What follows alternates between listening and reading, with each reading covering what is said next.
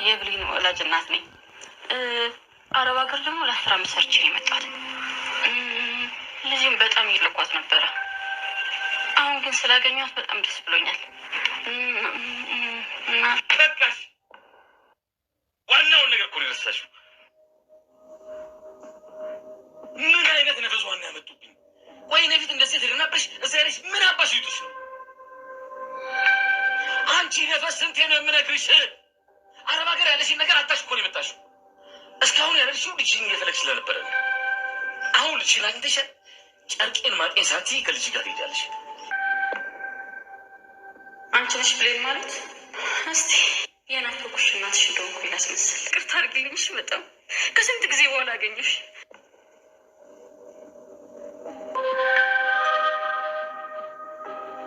ምን አባሽ ሆነሽ ነው ዛሬ ያለሽው? ምን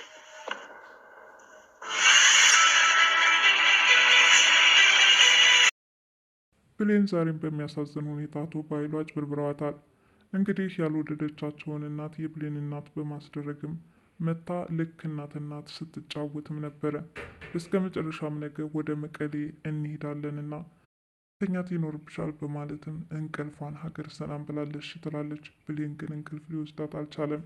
ይች ሴትዮ አቶ ባይሉ ለምን እስካሁን ከከተማ አላወጣሻትም በማለት ስልክ ይደውላል። ወደሆኑም ስልኩን አንስታ ብሌን እንዴት ከአቶ ባይሉ ጋር ትውውቅ ሊኖራቸው ቻለ እያለችም እየጠየቀች ነው። ስልኩን እንዳነሳችውም አቶ ባይሉ በንዴት እስካሁን ምን ትሰሪያለሽ የሚል የጩኸት ድምፅ እየተናገሩ ነው።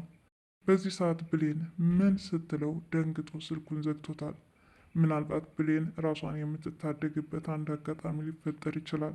አሁን ላይ ግን ዛሬ ላይ የመጣችውን ይችን እናቴ ብላ ተቀብላታለች።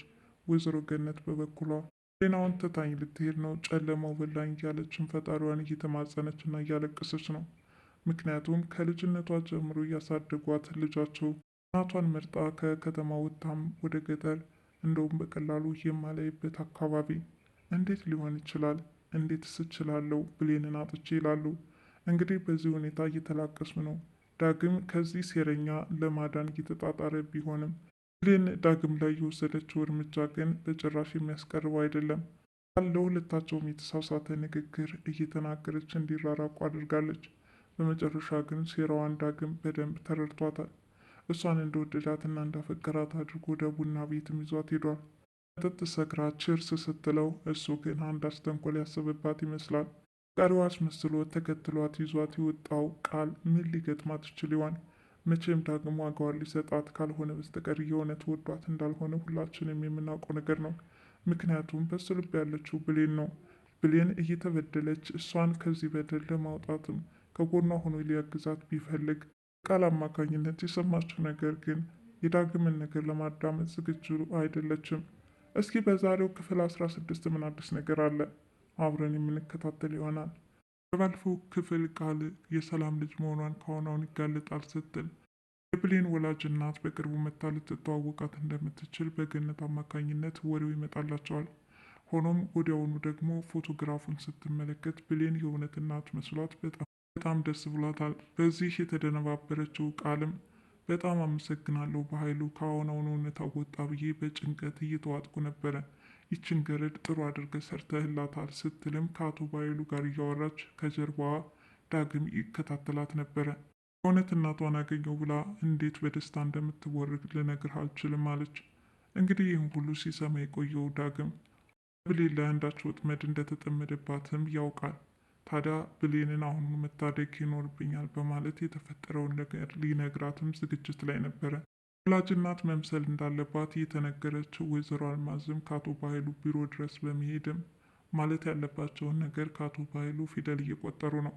እሱም እንግዲህ ከአረብ ሀገር ለ10 ዓመታት እንደቆዩና ሀብት ንብረታቸውን አጥተው ባዶ እጃቸውን እንደተመለሱ ከዛም ልጃቸውን አጥተው ሲንከራተቱ እንደኖሩ ይህንን ማለት እንዳለባቸው ለብሌን ፊት ስትደርስ መሳሳት እንደሌለባትም በደንብ እያስጠናት ነበረ። እሳቸው የተናገሩትን ነገር ደግሞ ወይዘሮ አልማዝ እንዲናገሩትም ያስደርጋቸዋል። የውሸት ታሪክ እንዴት አድርጎ በእውነት ማስመሰል ይቻላል? ወይዘሮ አልማዝ አንደበታቸው ተያያዘ። የነገራቸውን ነገር አስመስለው ለመናገር ከበዳቸው። በዚህ ሁኔታ ሲንተባተቡ የተመለከቱት አቶ ባይሉ ዘለው ጉርባቸውን አነቃቸው። አንቺ አሮጊት ምን አይነቷ ድንዝዝ ናት ወደዚህ የመጣችው? ጭራሽ ደግሞ ልታስበልኝ ዋናውን ነገር ረስተሻል በማለትም ይጮህባታል። በዚህን ሰዓት እንደገና የተባለችውን ማስታወስ ትጀምራለች። አሁን በሚገባ አስታውሻለሁኝ፣ አስመስላለሁ አቶ ባይሉ ሁሉን ነገር ለኔ ተው በማለትም ቀጥታ ወደ ወይዘሮ ሰላም ቤት ነበር ያመራቸው። ምንም እናቷ የመሰለቻትና ልትተዋውቃት የጓጓችላት ሴትዮ ልብስ ለባብሳና ዘንጣ መቆየት እንዳለባትም ታስባለች። ቆንጅዬ ቀሚስ ለብሳ ከወትሮ በተለየ አምራና ፈክታም ትጠብቃለች። በዚህ ሁኔታ የተመለከተቻት ወይዘሮ ገነት ግን የእውነት እናቷን ስታገኝ እኔን ትሸሸኛለች እያለች እያነባች ነው። እማዬ ለምን ታለቅሻለሽ? አንቺን በጭራሽ እንኳን ልረሳሽ ይቅርና ልጅነት አንስተሽ የተንከባከብሽ ያሳደግሽኝ እናቴን በፍጹም አልተውም ትላታለች። ወይዘሮ ገነት ግን በሀሳባቸው ጨለጥ ብለው እንባቸውን እያስነኩት ገብተዋል።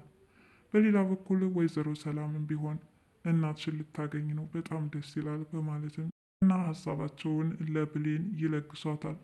ያቺ ነገረኛዋ ቃል ግን አሁን እኮ ትክክለኛ እናቴን ላገኝ ነው ብላ ነው እዚህ ዘንጣ የለበሰችው። አይሞኝ ብሌን፣ ማንኛውም ከንቱ ድካም ነው እያለች ማሾፈችባት። ታዲያ ብሌንም እናቴን ላገኝ ነው እና በጣም ደስ ብሎኛል እያለች ለቃል ስትነግራት የለበሰችውን ቀሚስ አውልቃ የስራ ልብስ እንድትለብስ አደረገቻት።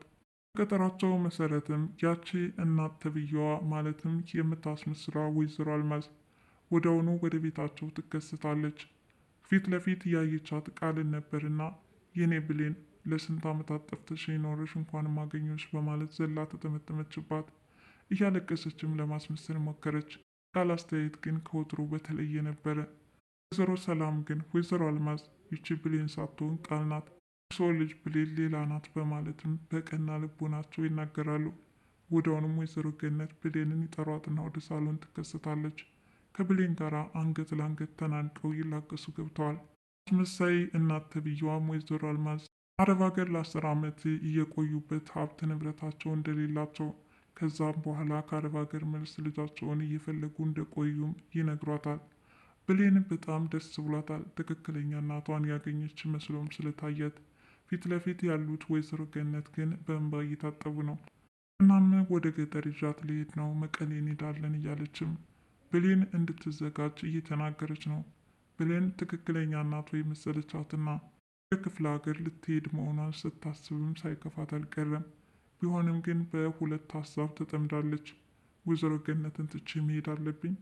እስከ ስንት ጊዜ በኋላ ያገኘኋትን ወላጅ እናቴን ላስቀይም እችላለሁኝ?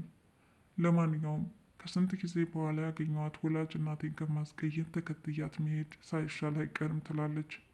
በመጀመሪያ ዳግም ግን ይችን እናት እንዳታገኛትና በሕይወቷ አንዳች ሴራ እያሴሩባት እንደሆነ እንድትጠነቀቅ ይነግራትም። ብሌን ግን የመለሰችለት ጥፊ ነበረ። ታዲያ ይህንን የተመለከተችው ቃል ዳግም ግን ምን ባይ ነው? ምንስ ፈልጎ ነው? ለምንድን ነው አንቺን የሚከታተልሽ? አሁን ደግሞ በደስታሽ ላይ ውሃ ሊቸልስበት ይፈልጋል አይደል? ዝም በይ፣ የሚናገርሽም ነገር አትስሚ ስትል ማስጠነቀቀቻት። በዚህ ምክንያት ብሌን ከዳግም በብዙ እየራቀችው መጥታለች። ቃል በበኩሏ ለዳግም ይች ገረድ ለምን አትተዋትም? እኔ የመሰለ ልጅ እንደዛ ስታንጓጥጥ ማየት በጣም ሸክም ነው። ለምን ከዚች ከወረደች ልጅ ጋር ራስን ታወርዳለች ስትልም እንዲሁ በሁለታቸው የተለያየ ሀሳብ እየተናገረችም በእጥፍ እንዲራራቁ አድርጋቸዋለች። ዳግም ግን በበኩሉ በብሌን ላይ እናቱ ኃይሉ እያጠመዱባትን ሴራ እንድትረዳ ያላደረገው ነገር የለም። በመጀመሪያ ብሌንን ከማሳመን በፊት ወይዘሮ ገነት እናትሽ ልትመጣ ነውና ጋጅተሽ እንድትጠብቂያት በማለት ለብሌን ለመናገር በሚሄዱበት ሰዓት ከዳግም ጋር ይገናኛሉ። ዳግምም የት እየሄድሽ ነው ሲል ይጠይቃታል። የብሌን እናት እየመጣች ነውና እሷ ጋር ሊገናኙ ነው። እናም እስኪ ደስታቸው ማየት ይኖርብኛል በማለት ስትነግረው በፍጹም አይሆንም፣ ብሌንን እንዳታገኛት እያለ ሲከላከል ለምን እንደዚህ ትላለህ እያሉት ተቆጥተውት ስልክ ወይዘሮ ገነት ላይ ስለተደወለባት እውነታውን ነገር ሳይዘረዝር ሳይናገር ቀርቷል። ታዲያ ወይዘሮ ገነትን ተናግሮ ባለማሳመኑ ሲጸጸትና ብሌን ግን እውነታውን ማወቅ አለባት ያህል አደገኛ ነገር እንዳጠመዱባት ያመላክታል እያለ እያወጣ እያወረደ፣ ነገር ግን ብሌን ዳግም የሚናገረውን ነገር እንዳትሰማ በቃል አቀነባባሪነት ግን ብሌን እንድትርቀው አደረገች። እንግዲህ ከብሌን የተመለሰለት ጥፊ በመሆኑ ከጀርባ ሆና ስትከታተል የነበረችው ቃል ግን በእሱ አማካኝነት ብሌን እየራቀችው እንደመጣች ጠንቅቆ አውቋል። በአንቺ ምክንያት ነው አይደል? ቆይ ባልሰራልሽ አለ፣ ፎከረ፣ ዛተ። በእርግጥ ዳግም የዛተበትንና የፎከረበትን ማድረግ ችሏል። ቃል በጣም ቆንጆዬ ነሽ፣ ደግሞ ዛሬ አንድ ጥያቄ ልጠይቅሽ ፈልጋለሁ እያለም ውበቷን አደናንቅላት። እሷም ከወትሮ በተለየ ዳግም ዛሬ የእሷን ውበት ሲያደንቅና ሲገረም ስታይ በጣም ገረማት። እኔ ግን ከልባ አይመስለኝም ወይም የሆነ ሙድ እያስክ ይመስለኛል አለችው። ያለሽን በጣም ውብና ቆንጆ እስካሁን ያልተመለከትኩትና የወደድኩልሽ ባህርሽ ነው ይላታል። ድሮም እኮ ከትንሽ ጋር ስትልከሰከስ ነው እንጂ ከኔ ማን ይደርሳል እያለች ራሷን ቆለለች። በዚህን ሰዓት ብሌን ሁሉንም ታዳምጥ ነበረ። ቀጥሎም እንደሚወዳትና የራት ግብዣ ሊያደርግላት እንደሚችልም ቃል ይገባላታል። ቃል በዚህ በጣም ተደሰተች። ከጓደኛዬ ጋር ልወጣ ነው በማለትም ለባበሰች፣ ሰነጠች። ወደ ውጭም ዳግምን ተከትላ ለመውጣት ዝግጅት ላይ ስትሆን ሰላምን ከጠየቀችሽ ከዳግም ጋር ልወጣ ነውና ከጓደኛዋ ጋር አድራለች ስትይ ንገሪልኝ በማለትም ነገረቻት። ይህኔ ብሌን ታድሪያለሽ እንዴት ጭራሽ አለቻት። ጓደኛዬ እሱ ጠርቶኝ እንዴት ከሱ ጋር አለማድር እንዴት ይቻላል? ደግሞ እስከሚወዱት ጋራ ሌሊቱን ማሳለፍ ምን የሚያስደስት ነገር አለ? እያለችም ከዳግም ጋር ለማደር የተጣደፈችው ቃል እንደዛ ለባብሳና ቆንጆ ሆናም ትወጣለች። በትክክለኛ አፍቃሪ ወይንና አበባዎች ተደርድረው የፍቅራቸው ማድመቂያ ይሆን ዘንድ ችርስ ይባባላሉ። ይሁን እንጂ ዳግም አንዳች ተንኮል ያሰበባት ይመስላል። በትክክልም ቃልን እንዳላፈቀራት የሚታወቅ ነገር ነው። የብሌን እናትም እናት ባለመሆኗ ብዙ ነገር እየዘበራረቀች ነው። አንድ ገጠመኝ ላውራችሁ በማለት የአራተኛ ክፍል ትውስታዋን ልትናገር ፈለገች። ያኔ አራተኛ ክፍል እኮ ሳለች እኔ ጋ ነበረች። እንዴት ሊሆን ይችላል? አንቺ ደግሞ ያኔ አረብ ሀገር ነሽ በማለት ወይዘሮ ገነትም እናት ተብዬዋን አጋልጣታለች። በስከ መጨረሻም ወይዘሮ አልማዝ ምን ነክቶኝ ነው ግን እሳቸውን እየጠየቁ ነው። ታዲያ በጠዋት ተነስተን ወደ ገጠር እንሄዳለን የተባባሉት ብሌንና የውሸት እናቷ አብረው ተኙ። ስልኩ ተደወለ። ስልኩ የተደወለው ከአቶ በኃይሉ ነበረ። ከአቶ በኃይሉ ጋር ምን ትውውቅ ቢኖራቸው ነው በማለትም ብሌን ስልኩን አንስተዋለች። ታዲያ ተናዶና ተበሳጭቶ እስካሁን እዚህ ምን ትሰሪያለሽ? ወደ ገጠር ይዘሻት አልወጣሽም? ብለው ተበሳጭተው ሲናገሩ ያኔ ብሌን ትሰማው ነበር። ብሌንን ድምፅ የሰማው አቶ በኃይሉም ክፉኛ ደነገጡ። በምን አመካኝተው ሊያስመስሉ እንደሚችሉ ባይታወቅም ነገር ግን አቶ በኃይሉ የወይዘሮ አልማዝ ስልክ ጋር መደወላቸው ምናልባትም ጥርጣሬ ሊያሳድርባት ይችላል። በቀጣይ ክፍል እስከምንገናኝ ድረስ ለዛሬ አደራ ክፍል 16 ይህንን ይመስል ነበረ።